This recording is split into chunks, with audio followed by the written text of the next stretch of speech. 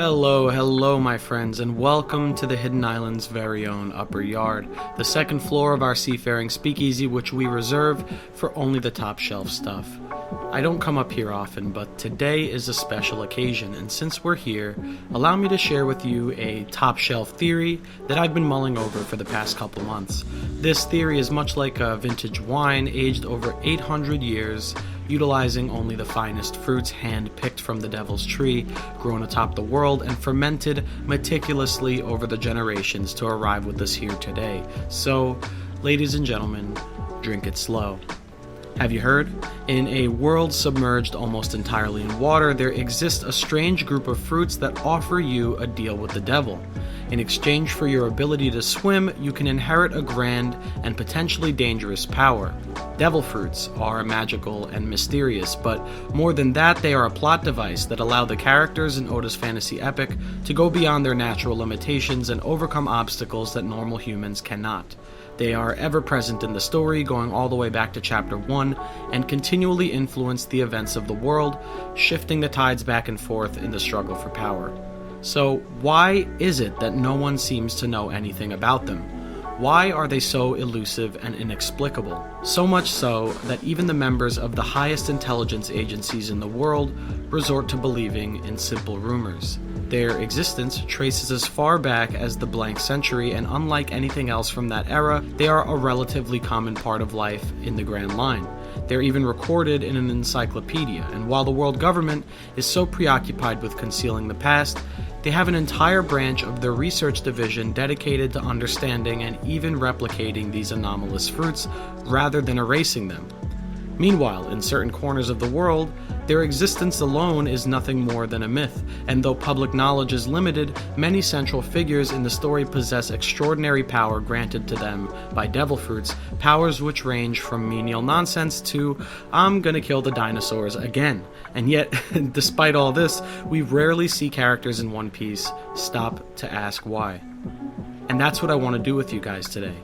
I want to ask the important questions that I'm sure the fans have been asking ever since chapter 1. Where do devil fruits come from? How do they work?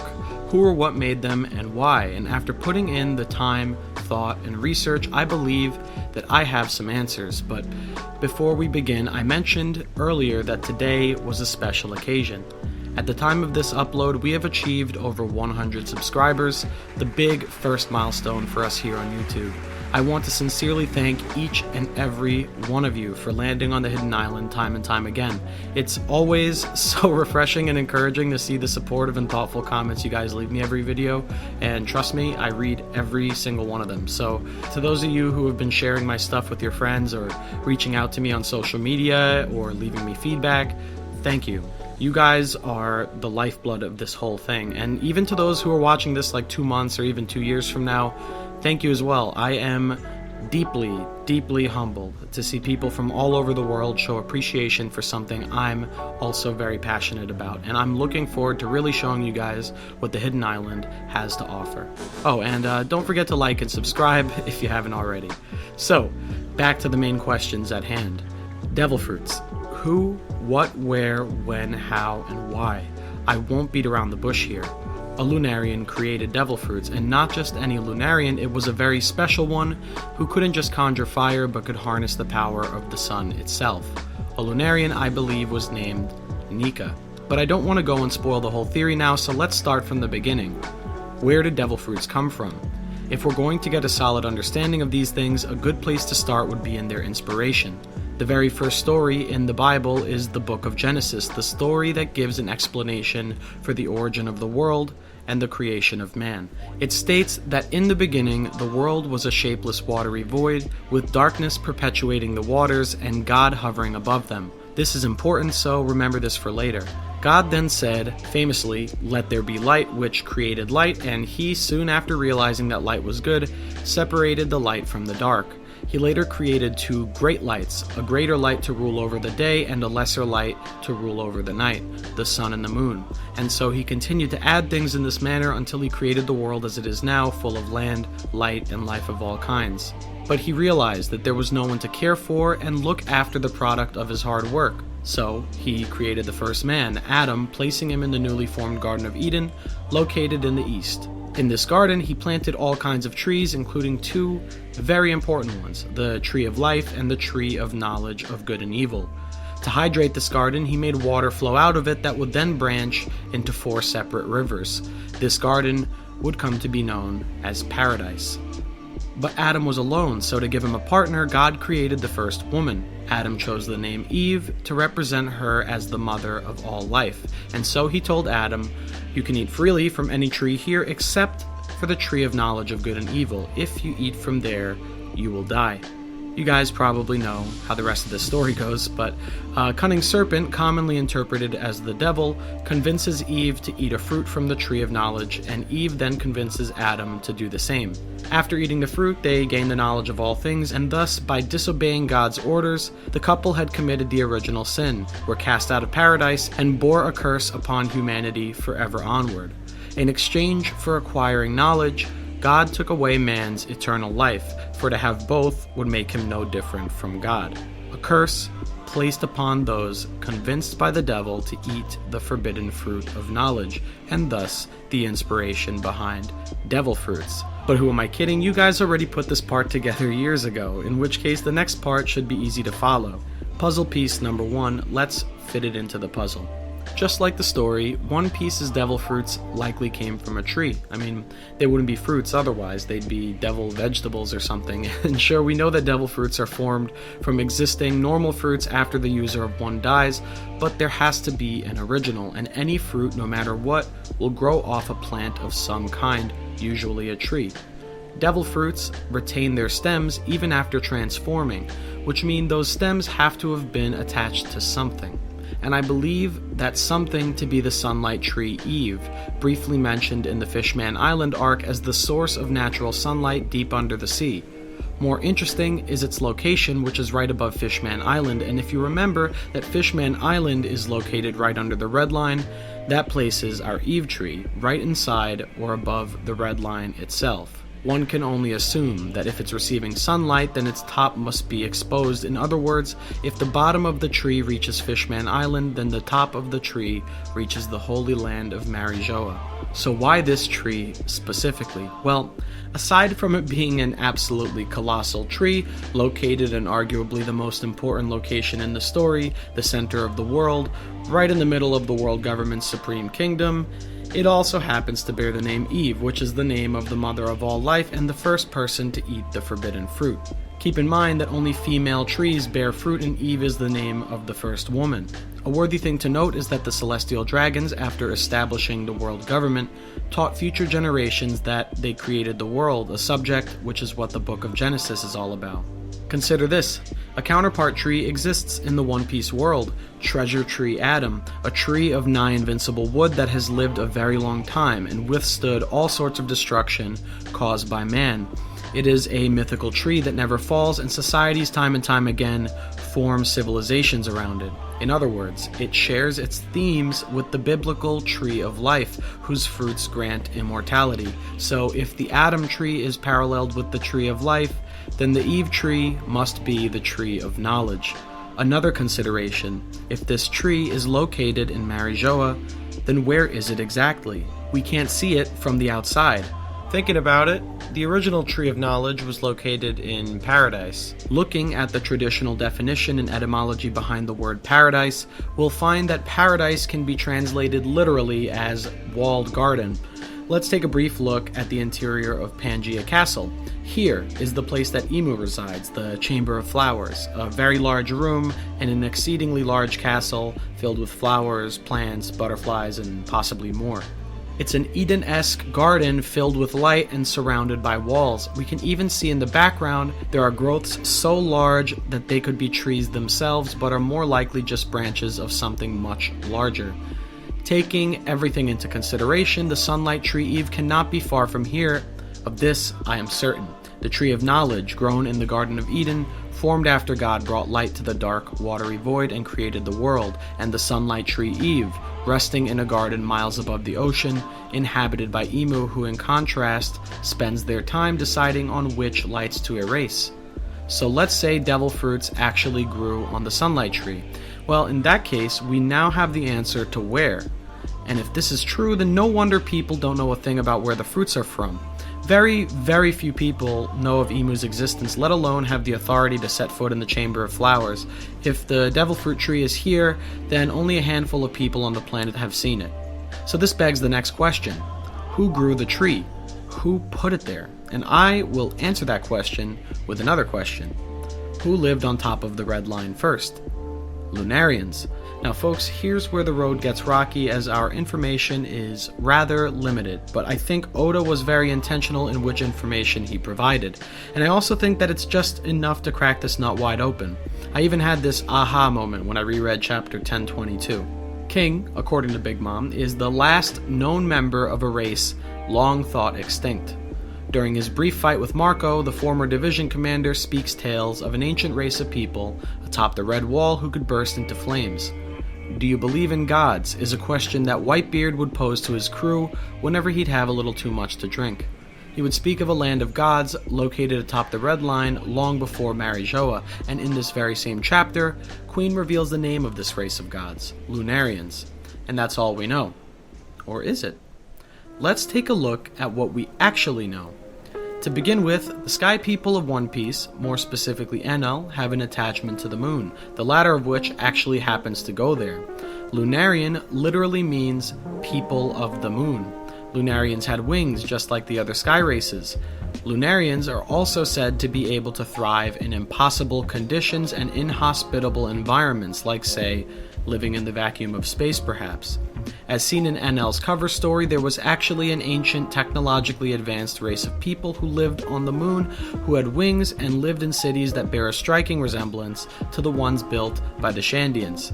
Their hieroglyphs in their ruins explain that those people ran out of resources and left their home in the sky for the earth below.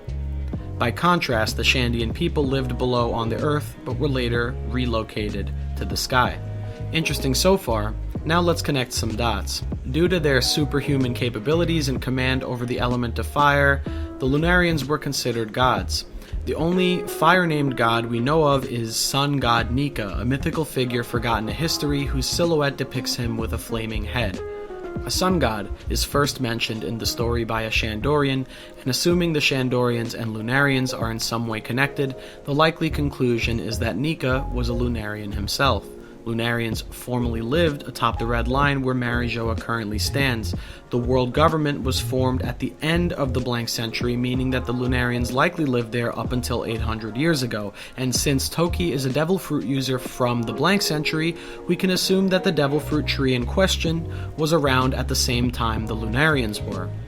Let's wrap this up in a nice bow then. Puzzle piece number 2. The Lunarians were the winged race of people that once lived on the moon, thus their name. They later descended to the earth below, landing atop the Red Line and building their kingdom there, where they remained up until the end of the blank century. They had the ability to burst into flames, conjure fire, could survive in impossible conditions, and were revered by all as gods. At some point, the sunlight tree Eve was planted or grown in the Lunarians' homeland for the purpose of creating devil fruits. A great man named Nika was a member of the Lunarians and was called the Sun God. It's possible he had power comparable to the sun, and he likely played a major part in the formation of the sunlight tree. Nika was known as a great friend to all slaves and was said to bring smiles and laughter wherever he went. The slaves were known to even pray to Nika in hopes that he would eventually save them. As the blank century came to a close, Lunarians were driven close to extinction and usurped by a group that would become the world government.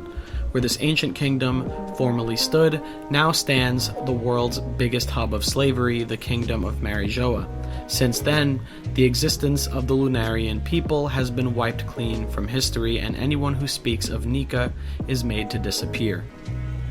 The story of Adam and Eve, with their forbidden fruit in paradise, The origin of One Piece's devil fruits and the story of the Lunarian people are all closely tied together. And King the Wildfire, a Lunarian himself, is just as relevant to this discussion. King is not a guy who talks much, so when he does talk, we better be damn sure we pay attention, which is why this line from the most recent chapter, 1033, caught my attention. Trouble in Paradise? Choice words from the only Lunarian currently present in the story. Mr. Strong Silent Type, you are not getting anything past me. I know you're hiding something. In fact, I even know exactly what type of music you listen to. This guy must be a Judas Priest fan because he stole his drip from the 2005 Judas Priest album Angel of Retribution, an album whose second track is very conveniently titled Deal with the Devil.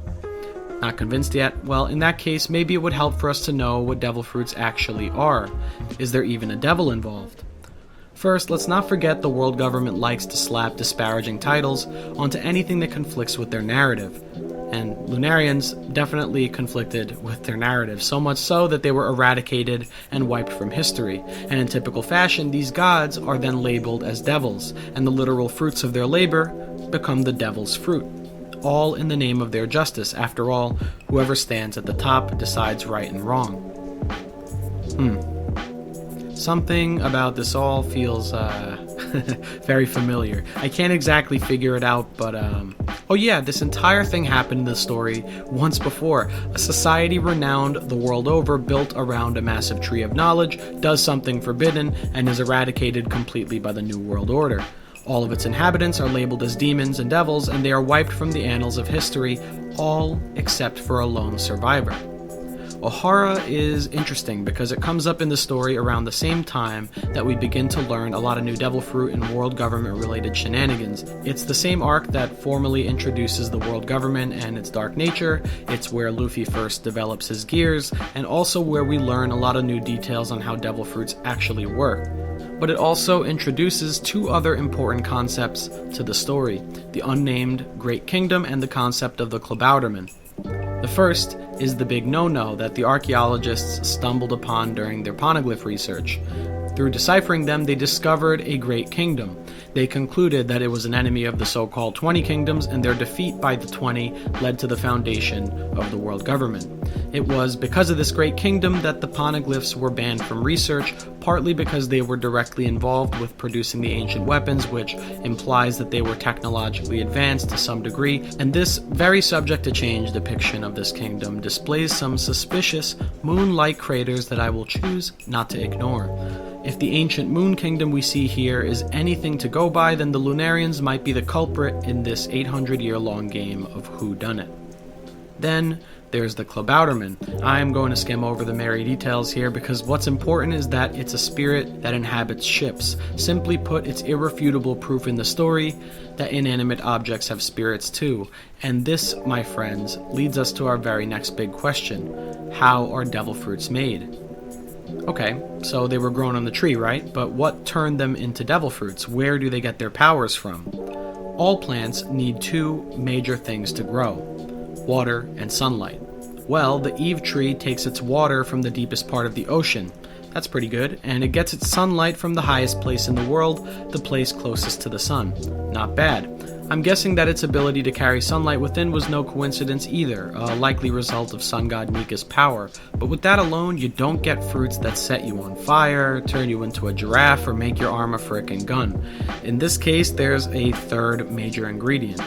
If you were any of these guys, you'd know about something called lineage factor. Discovered through their illegal research, it is the one-piece version of DNA and the genetic code of all living things.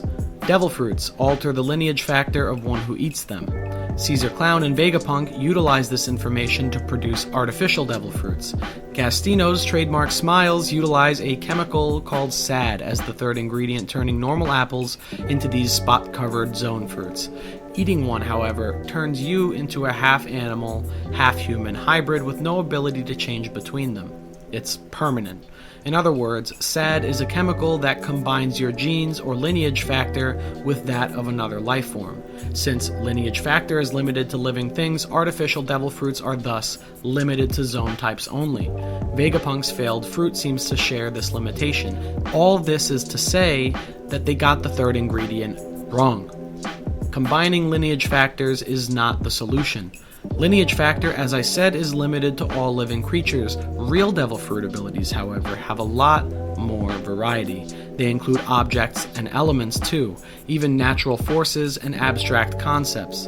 In other words, devil fruits cover basically everything. But how is this possible? While the scientists focus on the hard facts and numbers, we should turn our heads to the metaphysical. As the Klabauterman kindly demonstrated for us before even Big Mom or Brooke did, souls and spirits most definitely exist, and they are not only limited to living things. In fact, one could say that all things have a soul. All things have a voice. Puzzle piece number 3. The voice of all things is the language by which everything, including inanimate objects and animals, communicate, especially if they are incapable of speaking human language. Only 5, count them, 5 characters in One Piece thus far are capable of hearing it. Roger, for example, was able to interpret the poneglyphs by quote-unquote hearing their voice. In Japan, the Shinto religion has a belief in something rather similar. There is a Japanese word called yasogami, which roughly translates to many gods, or sometimes as 8 million gods. Yasogami essentially refers to there being countless gods in the Shinto religion, basically a god for everything from the sun in the sky to the grains of rice in your bowl. Animals, plants, tools, silverware, rocks, rubber, you name it, they believe everything has a soul inside and that you should treat even the floor you walk on with respect. Is it possible that this goes for the voice of all things in One Piece, that everything in the world has a soul or intangible essence inside, that even lightning, fire, mochi, and rubber have a soul? Ships seem to, and so do swords while we're at it. In One Piece, voice and soul seem to be used interchangeably, the chief example of which being a quote by Mother Carmel. "I shall give you a voice," is what she says before using her soul fruit to place a soul inside the raging inferno and turn it into this cute little ball. The giants naturally think she performed a miracle. Carmel denies this, instead attributing this power to the sun god.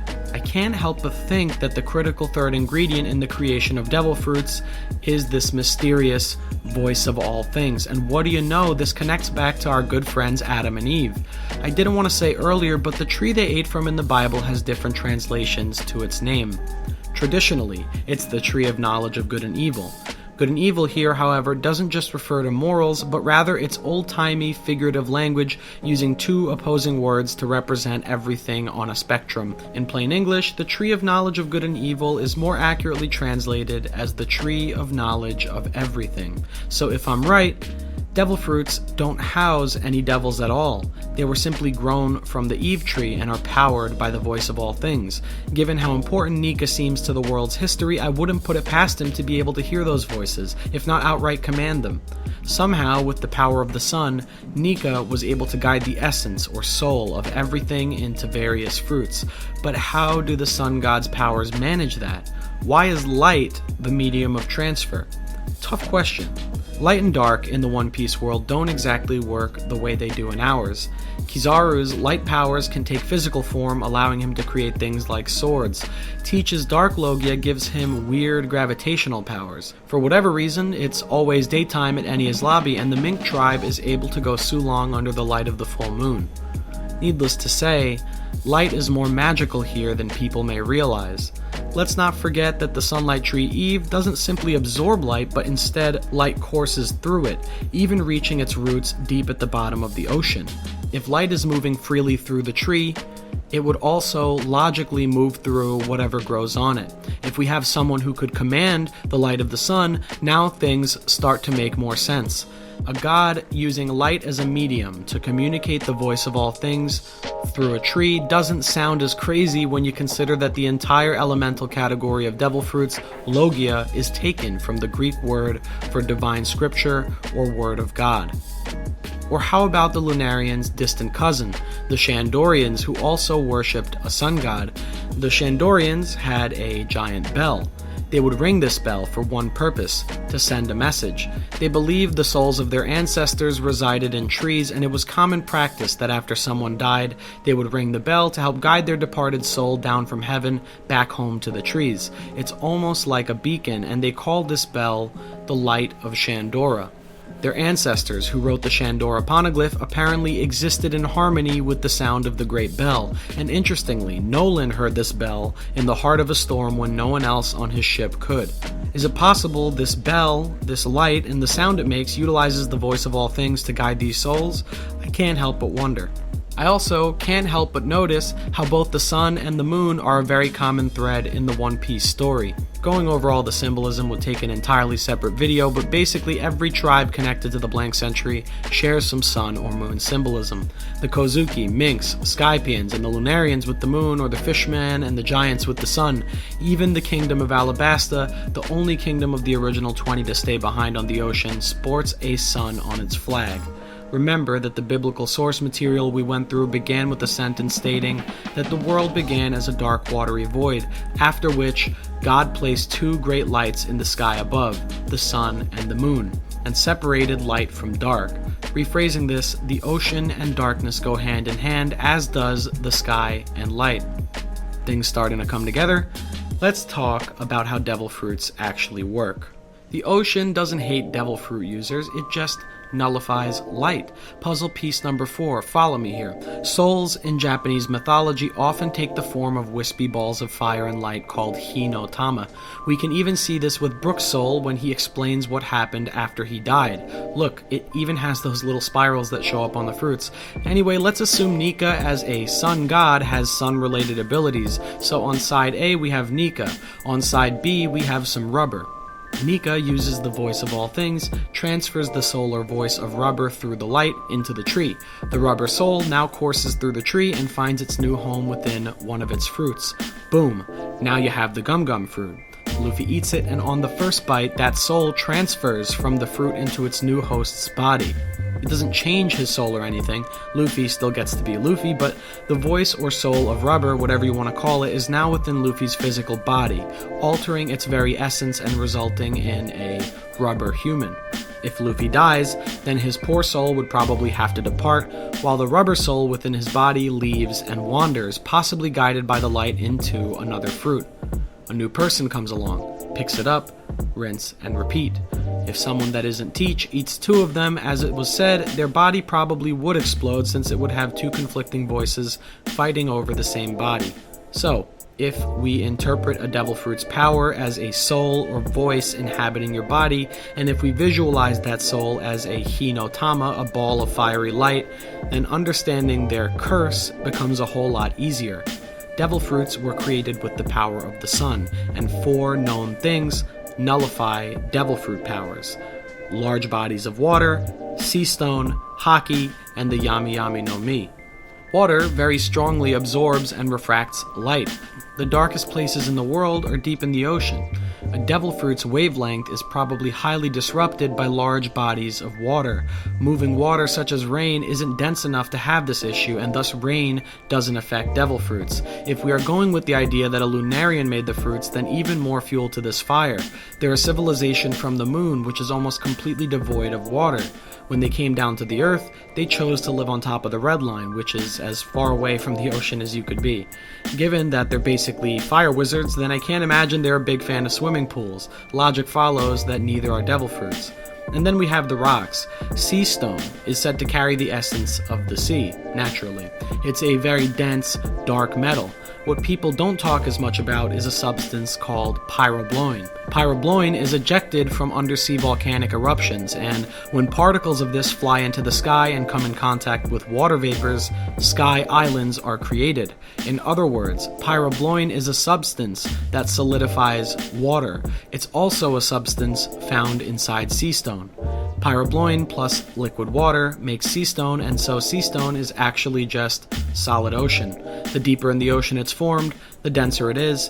Bye-bye devil fruit powers.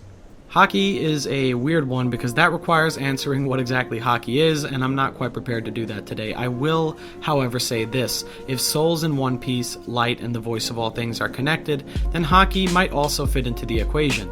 Haki can be translated to English as ambition, will, or spirit. Wild guess, but maybe Haki is taking the light of your own soul, your will, and harnessing a specific wavelength. What do I mean? Well, each type of Haki is referred to as a color, which I've always found very odd. The color of arms, color of observation, color of the Supreme King. But when you think of them as wavelengths of light on the color spectrum, it kind of makes sense. When you see a banana, for example, the banana doesn't actually contain the color yellow. It's absorbing every other color.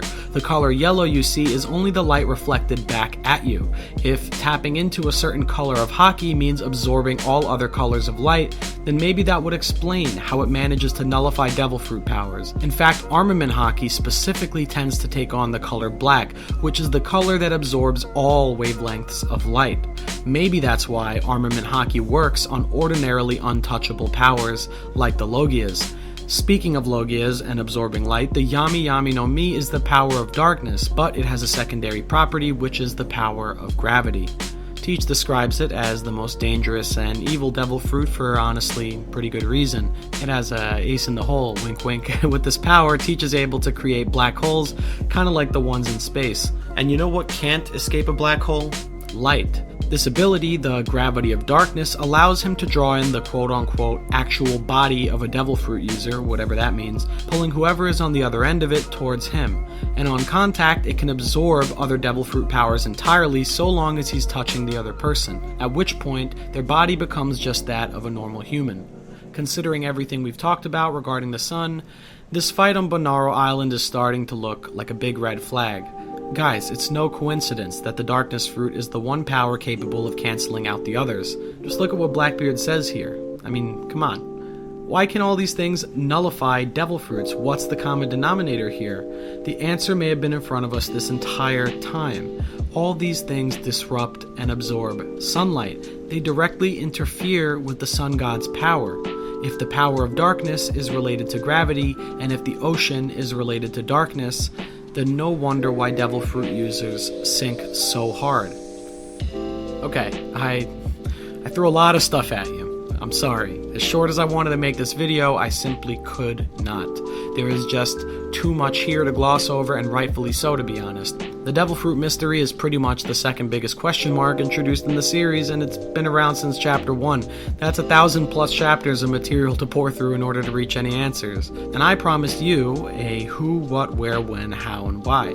We now have most of the elaborate puzzle completed. So far, I've covered who I think made the fruits, what they are, where they're from, when they were made roughly, and how they work. But what about the why? All this complex soul transferring, sun power, ancient moon pilgrims, and biblical lore, what's the point of it all? Why even make these godforsaken things? Even if everything else I said today is completely wrong, I am putting my chips on this bet here. The world of One Piece is one that, despite its fantastical setting, is very restrictive. There is a government, an army, and a world order made up of many nations and a structured hierarchy designed to keep everyone in check.